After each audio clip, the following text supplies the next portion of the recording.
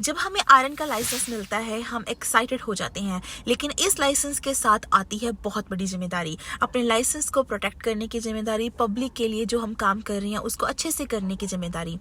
हम जब भी किसी ऐसी प्रोफेशन में काम करते हैं जिसमें पब्लिक इन्वॉल्व होती है, जिसमें लोगों की लाइफ इन्वॉल्व होती है, ये बहुत ही बड़ी रिस्पॉन्सिबिलिटी है। आप इसके साथ खिलवाड़ नहीं कर सकते, अपने लाइसेंस के साथ खिलवाड़ नहीं कर सकते, लोगों की लाइफ के साथ खिलवाड़ नहीं कर सकते।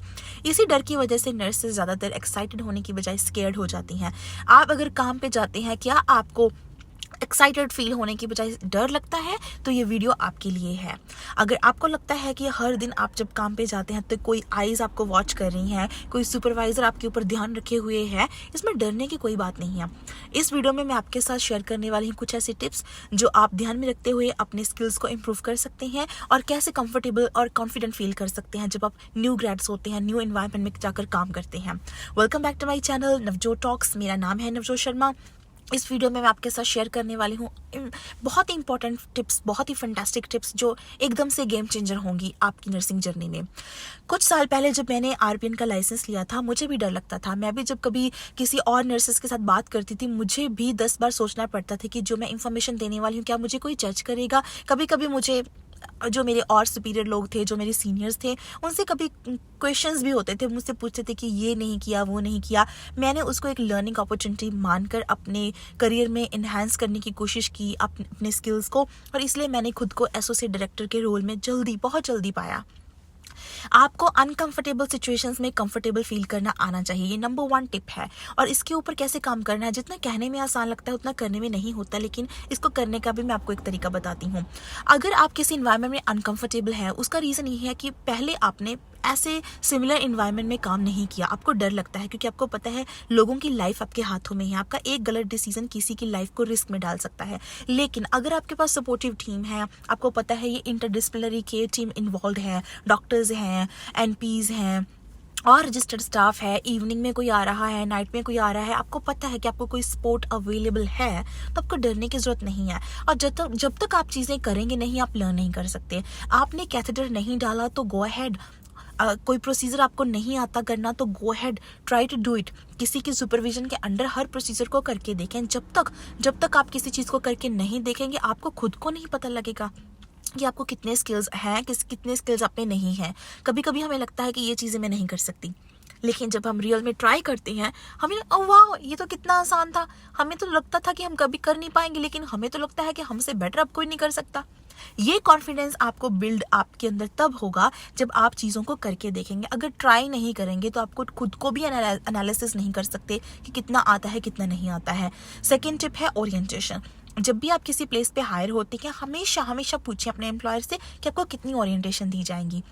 ओरिएंटेशन एक ऐसा टाइम है, एक ऐसा गोल्डन पीरियड है जिसमें आप चीज़ें लर्न कर सकते हैं। कोई पर्सन ऐसा होता है, कोई आरएन आरपीएन जो भी आपको ओरिएंटेशन दे रहे हैं बेस्ड ऑन कैसी जॉब आपकी, अगर आरपीएन की जॉब है आपको आरपीएन जो ओरिएंटेशन दे रही हैं, आरएन की है तो आरएन आपको ओरिएंटेशन दे रही हैं, तो आपको उनसे सीखना है। ज़्यादा से ज़्यादा चीज़ें जो आपको वो सिखाती हैं उनको खुद करके देखें। 1-2 दिन उन्होंने किया, आपने देखा, लेकिन फिर 3rd-4th टाइम आप खुद करें। उनको बोलें कि आप वो जो कर रहे हैं वो देखें, उसको सुपरवाइज करें और आपको गाइड करें। अगर किसी चीज़ की ज़रूरत है आपके स्किल्स को, ये बहुत अच्छे तरीके से इम्प्रूव करेगा।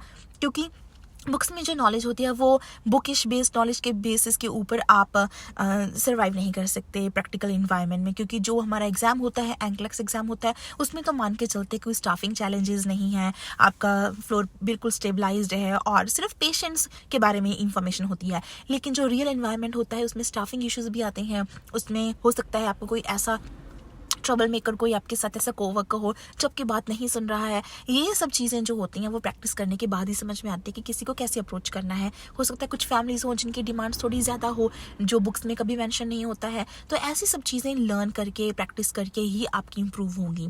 और नंबर 3 है फीडबैक। कॉन्टीन्यूअस फीडबैक बहुत इंपॉर्टेंट है। कभी कभी हमारी परफॉर्मेंस अप्रेजल किए जाते हैं तो हमें डर लगता है कि किसी ने हमें लिख दिया कि ये हमारी एक्सपेक्टेशंस को मीट नहीं कर रहे हैं, सो एंड सो है, हम किसी की एक्सपेक्टेशंस को एक्सीड नहीं कर रहे हैं। लेकिन ये एक्चुअली में हमारे लिए बहुत बेनिफिशियल है।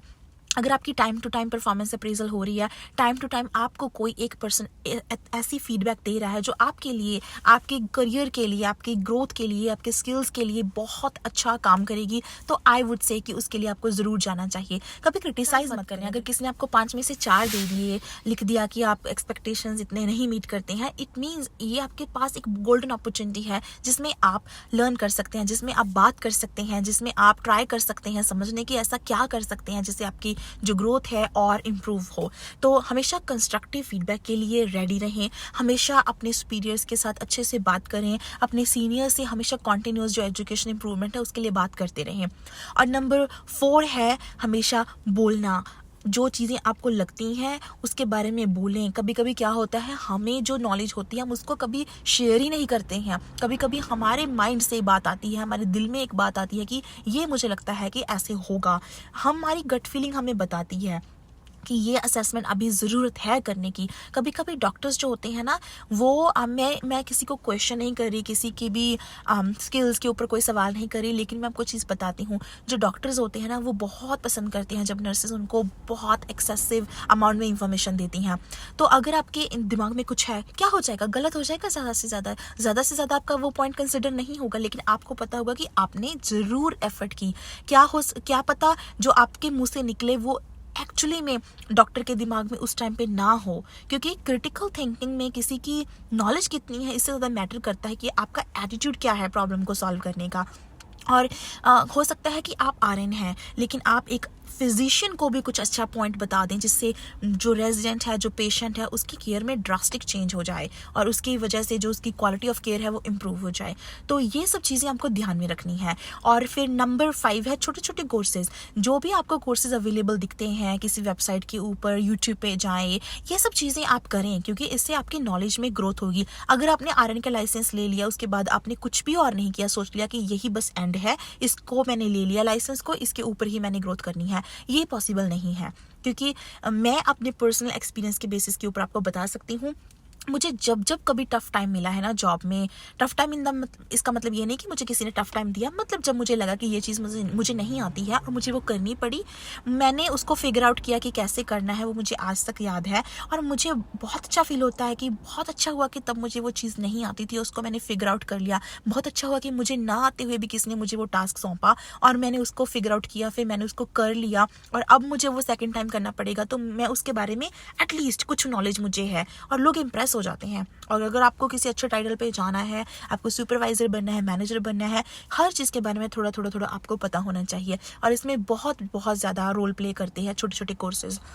CLRI वेबसाइट है, बहुत सारी ऐसी वेबसाइट्स हैं जिनके ऊपर आप जाकर छोटे छोटे कोर्सेज जो हैं, मेंटल हेल्थ के कोर्सेज हैं, पेन मैनेजमेंट के कोर्सेज हैं, पैलिएटिव के कोर्सेज हैं, बिहेवियर कैसा करना है, पोलाइट इन्वायरमेंट कैसे क्रिएट करना है, कैसे वर्क करना है अपने कोवर्कर्स के साथ, इक्वालिटी को लेकर और डाइवर्सिटी को लेकर वर्क प्लेस पे, ये सब सारी चीज़ें आपके रेज़्यूमे के ऊपर जब दिखती हैं ना, आपको लोग समझते हैं कि वाकई में इस पर्सन को बहुत इंटेंशंस इसके हैं किसी प्लेस को, कि सिर्फ आप अपने लिए जॉब नहीं करते हैं, बहुत सारी प्लेसेस आपको इसलिए भी हायर करते हैं क्योंकि आप क्या लेकर आ रहे हैं टीम में। तो ये सब चीज़ें इन नटशल आपके लिए बहुत इफेक्टिव होंगी। तो मेरे साथ बने रहिए इस चैनल पे, हम ऐसे बातें करते रहेंगे जिसमें मैं आपको जितनी मुझे इन्फॉर्मेशन है, जितनी मुझे गाइडेंस है, मैं आपके साथ शेयर करना मुझे अच्छा लगता है, क्योंकि मुझे पता है कि बहुत सारी नर्सेज हैं जो बहुत स्ट्रगल कर रही हैं, क्योंकि सिर्फ लाइसेंस के बाद एंड नहीं हो जाता है, उसके बाद जो रियल जर्नी है वो शुरू होती है और वो जर्नी में कैसे स्मूथ कर रखनी है, इसीलिए मैंने ये चैनल बनाया है।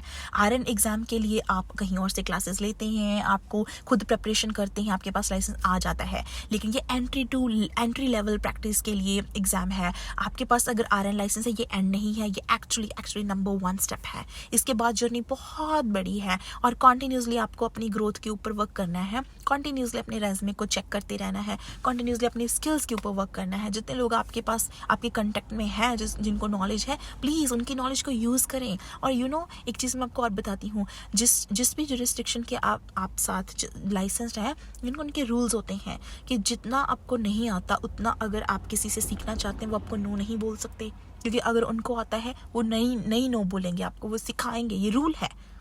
क्योंकि अगर वो आपको सिखाएंगे तो भी आप क्वालिटी ऑफ केयर प्रोवाइड करेंगे ना अपने पेशेंट्स को। तो ये सब चीज़ें ध्यान में रखें और वेरी ओपन रहें, open to job, open to getting feedback, open to improving your knowledge, open to taking more courses, क्योंकि जितना आप अपने फील्ड को एक्सपैंड करेंगे उतनी आपकी ग्रोथ होगी। ठीक है, तो मिलती हूँ नेक्स्ट वीडियो में। Till then take care, stay tuned, bye bye.